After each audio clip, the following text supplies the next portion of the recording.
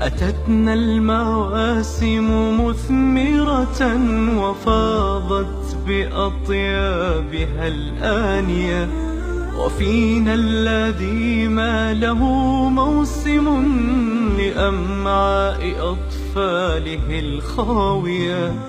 تطيب القناعة في يده ولا تنحني نفسه السامية. تطيب القناعة في يده ولا تنحني نفسه السامية.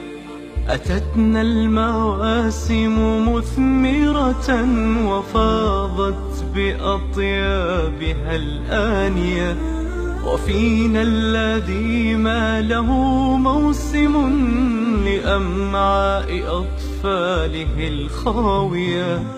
تطيب القناعة في يده ولا تنحني نفسه السامية.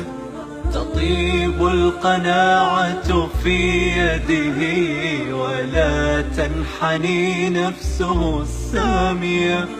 فهل أينعت يدنا مرة وأهدت له لمسة حار